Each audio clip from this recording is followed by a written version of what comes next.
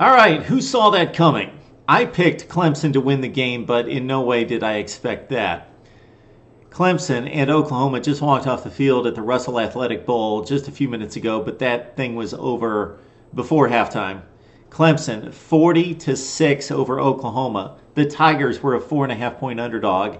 That spread was close to even until it was announced that Deshaun Watson, their prized freshman quarterback, would not play. Head coach Dabo Swinney, to his credit, opted for his freshman quarterback for health purposes and for preparation purposes to get ready for spring and summer drills to have surgery. So Deshaun Watson not playing. Cole Stoudt, that was the reservation I had, I have to admit, about picking Clemson to win. Otherwise, I was secure in this prediction prior to that announcement. Cole Stoudt showed up in this game. This is a kid that won the job in August, did not perform well against Georgia, lost his job, did not perform well when he was thrust back into duty after the Watson injury, had a record of 0 touchdowns and 6 interceptions against Power 5 bowl teams. So against the better competition, just couldn't score. The better teams on the schedule held Clemson in the 22-23 point range. Look at Boston College, look at Georgia Tech, look at North Carolina State. Clemson has survived on defense. When Deshaun Watson was in the lineup at a 69% completion percentage, 14 touchdowns and 2 picks, Clemson was scoring 42, 43 points a game. So Cole Stoudt goes into this one. What's he do? He is fabulous. Credit the kid for facing the criticism, the doubts, and performing admirably. He hung in there a number of times when he was hit in the pocket and delivered the football downfield. 26 of 36, 319 yards, 3 touchdowns, no interceptions. So Cole Stoudt finishes off his college career in style with a huge win over Oklahoma as the Clemson Tigers finish off the season at 10-3, a 4th consecutive double-digit win season for Clemson. But aside from Cole Stoudt, it was all about defense. Throw away the final stats. They really meant nothing, as it was garbage time pretty much from the first drive of the second half onward. I would say earlier than that, but at 27-0, Oklahoma gets the ball. Shoot, if they would have done something early, hey, especially in college football these days, 4 scores can be made up like that, but not against this defense. 275 total yards for Oklahoma. Again, most of those were very, very early, late in the ball game, because early in the ball game, Clemson dominated. At one point, Trevor Knight had attempted 21 passes and had 38 yards passing. So again, even his meager statistics at about 150 yards passing don't even point to the dominance of this Clemson defense, with, of course, ACC Defensive Player of the Year Vic Beasley, who came into the game with 11 sacks and 18.5 tackles for loss. He was a beast up front. Stephon Anthony, their splendid linebacker, who saved the bowl game last year with a pick on Braxton Miller, suspended for targeting against South Carolina, missed the first half of this game. Fortunately, he got on the field in the second half. That was the first time I had seen that targeting call, and it was a bad one by the officials. This thing got started early on. Artavis Scott took the screen pass and went 65 yards. Did Oklahoma ever give much effort in this game? These teams are not 34-point different. I know that Clemson can revel in the win, and Oklahoma should feel really bad about this loss. And Clemson Tiger fans, you have it all over Oklahoma fans.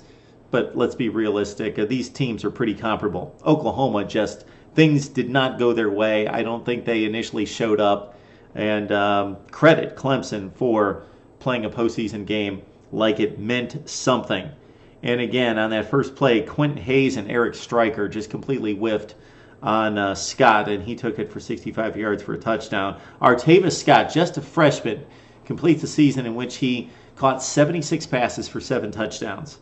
So he's part of the bright future for this Clemson team. Again, Vic Beasley had a sack early on. Grady Jarrett, one of the fine defensive players for Clemson in recent years, a couple tackles for loss. Clemson turned the field position early after the initial touchdown, got a 10-0 lead, 17-0 when Ben Boulware a senior linebacker who, I'm sorry, he's a sophomore. Ben Boulware, a sophomore, filled in for Anthony in the first half, played his linebacker position, picked off a deflection, and went all the way for the touchdown to make it 17-0. The one glimpse of hope that Oklahoma had late in the second quarter, it was 20-0 at that point. Clemson around midfield, driving. Charles Tapper made an exceptional play, athletic play for a big guy in the middle. He deflected the pass from Cole Stoudt, batted it up in the air, picked it off, ran all the way for a touchdown. But Oklahoma was clearly offsides on the play. Got called back. Clemson scored the touchdown just a few plays later to make it 27-0. So that was the glimpse of hope for Oklahoma. Tapper in the end zone before we saw the flag. That would have made it a 20-7 game. Clemson's still the dominant team, but that would have given it some hope at a two-score game, possibly going into halftime at 20-7. Yeah, Trevor Knight completed passes for 2.9 yards per attempt against this defense. Maybe the best defense in the country. I traded a few tweets with people on Twitter, some Clemson people that, of course, believe this is the best defense in the country. I can't argue with that. I'm not going to make that statement. I think it's in the top 5 to 10. I think Ole Miss is right there, Alabama, LSU, and some other defenses across the country. But yeah, this Clemson defense is right there as well. Looking at next year, projecting the Tigers to 2015, of course, Stout's gone, but Sean Watson should be okay, coming off, again, a year of growth. 68% completion percentage for a freshman, 14 touchdowns, 2 picks, dynamic playmaker. The ceiling is sky high.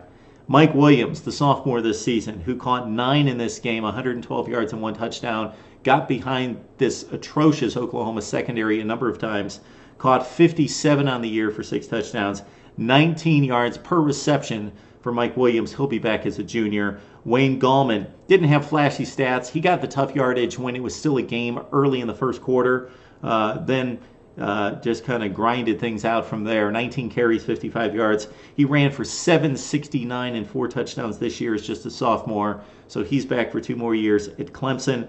2 of the better playmakers on defense besides Jarrett and Beasley that we mentioned here. And I think Boulware is going to be a considerable player, impact player on that defense as well.